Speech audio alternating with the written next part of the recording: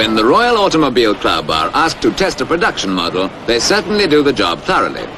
Austin's wanted to establish just how many miles to the gallon could be expected from their A35 on a long run with average driving conditions.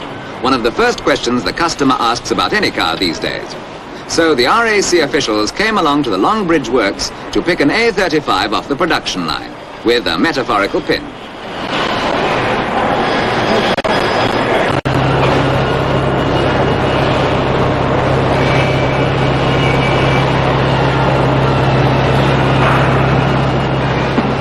Here's their choice. Of course, it would have been all the same whatever vehicle they had picked for the test. The Longbridge works turns out an A35 every 2 minutes, and they pride themselves on the fact that all these lively little cars are as alike as 2 peas, built to the most rigid standards of engineering perfection. But a test is a test, and the only way to ensure absolute fairness is to choose one out of the hat. From this moment on, the car, a 2-door saloon, never leaves the watchful eye of the RAC. Only the routine final inspections are permitted, no special treatment. Certainly the checks are very thorough, but they're the same as any other A35 receives before it leaves the Austin plant.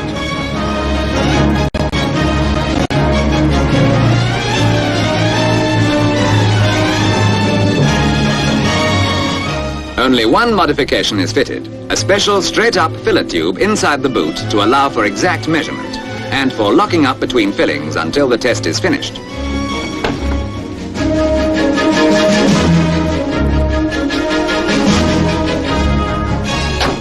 The test is to begin and end in London, but first the car is run in, exactly according to the handbook, with only the standard 500 and 1,000 mile maintenance, all under strict RAC supervision.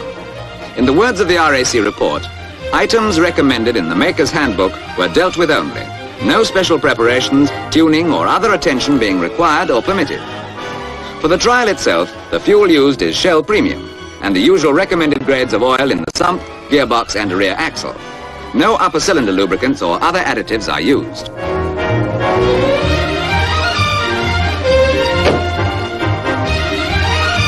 At the Fulham garage, which has been chosen as the starting point of the 500-mile test, the tank is filled to the measuring mark.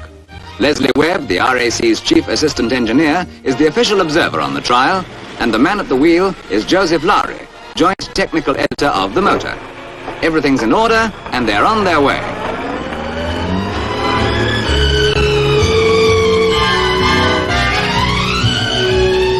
Here is the test route, 524 miles in all, a big triangle across southern England and the Midlands. The first leg runs southwest from London, through Salisbury and Dorchester to Lyme Regis.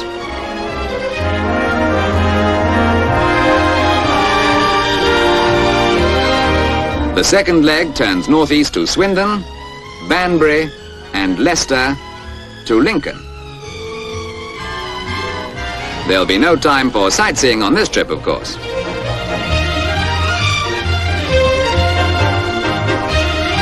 And finally, the home stretch through Peterborough and down the long road to London.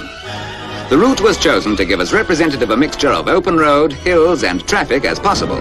For while a run of the same mileage across the flat and empty lands of East Anglia, for example, would certainly produce a lower consumption figure, that's not the object of the exercise.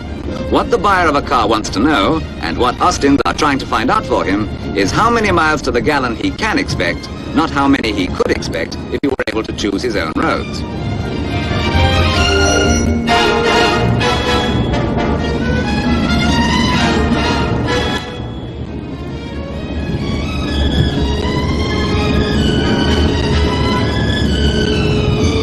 For example, every motorist who has to travel westwards from London knows only too well that tiresome bottleneck through Staines.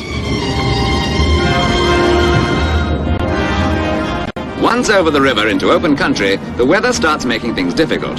Heavy rain and a headwind. But that's motoring for you, and a fair trial must take the weather as it comes, just like the ordinary motorist. The rain's still pelting down as we pass through Salisbury.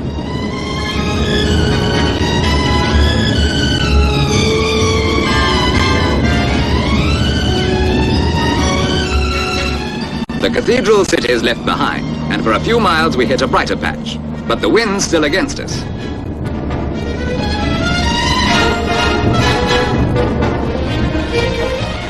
Lowry and Webb break for lunch at Dorchester. Leslie Webb checks that the boot is locked. He, of course, has the only key. And so strict are the RAC test conditions that the car has to be parked where he can see it through the window while he's eating his lunch.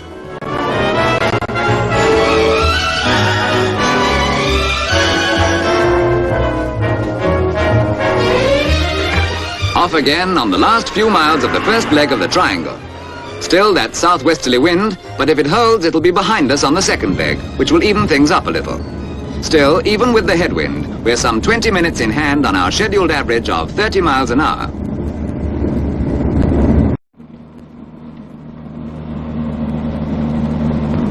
The A35 maintains a comfortable cruising speed, but there's the usual crop of lorries that just won't be passed, and which always manage to turn up just as the road gets narrower and more winding.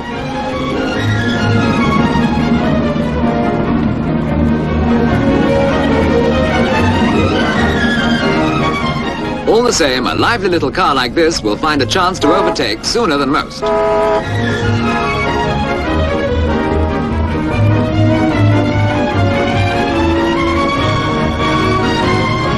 The end of the first leg, Lyme Regis, and about time for the first fill-up. Leslie Webb chooses the pump. Just one more of those meticulous RAC rules. He watches the filling carefully.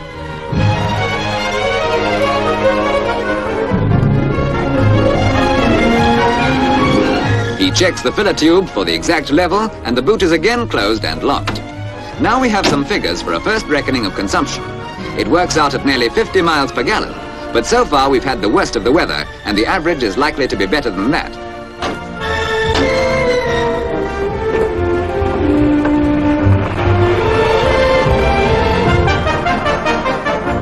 Through the town, and we've still kept that 20 minutes ahead of schedule. The plan is to reach Banbury, roughly in the middle of the second leg, before stopping for the night. Evening's drawing on as we turn northwards, but the wind's still holding as we reach Frome, and now, of course, the longer it holds, the better. Growing steadily darker now, and there's still another 2 or 3 hours driving ahead. Once again, that's part of the plan. Every factor a normal driver has to contend with on a run of this kind must be included in the test, and finishing in darkness is one of them.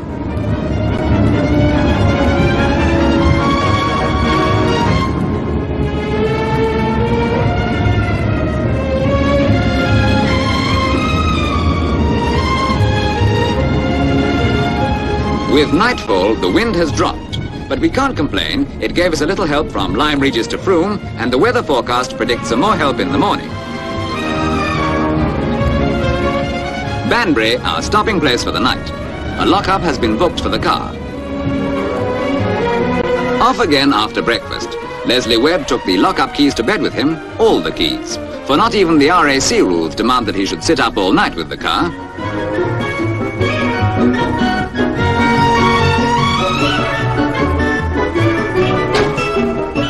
By the feel of it, the Met boys were right. There's quite a breeze already, and a following wind to Lincoln will make us all square on the weather. Fair enough. That means no one will be able to say the wind affected the average very much, one way or the other. Talking of averages, our driver, Joseph Lowry, has his own opinions about this economy test business. His instructions are to use normal driving methods, which means no coasting downhill with the engine idling or switched off. He sticks to the rules, of course, and the RAC's at his elbow to see that he does. But he maintains that whatever the result of the trial, a careful driver could do as much as 10 miles a gallon more by using all the legitimate petrol-saving dodges.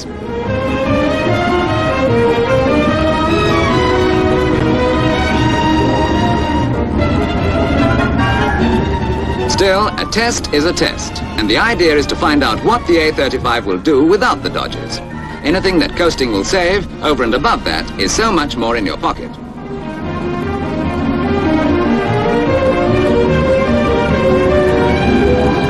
Lincoln, the end of the second leg, and by now we're nearly an hour ahead of our 30-mile-an-hour schedule. This will be the last fill-up before London, and it gives us another chance to check our consumption. And as we expected, that wind has tipped the balance. We're bettering the 50 miles per gallon target. But we mustn't count our chickens too soon. The trial isn't over yet.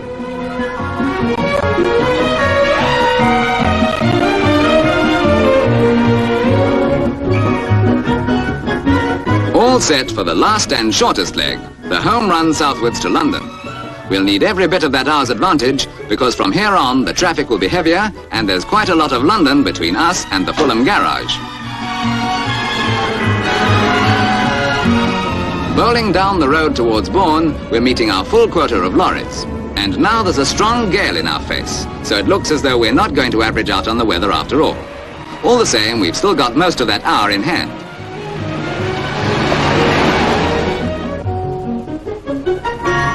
Night falling on the Great North Road, and there's not many miles to go now.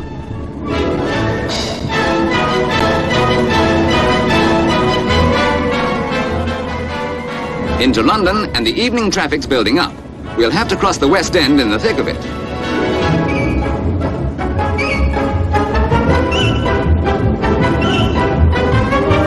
And now Fulham's in sight at last. 524 miles are behind us in 2 days' driving. All we have to do now is to fill up exactly to the original mark, noting how much we have to put in, make the necessary subtractions and divisions, and we'll have the answer. By the way, although this has been an economy test, pure and simple, it's worth mentioning that in the words of the RAC report, for the whole of the period during which the car was under observation, it gave no trouble whatsoever.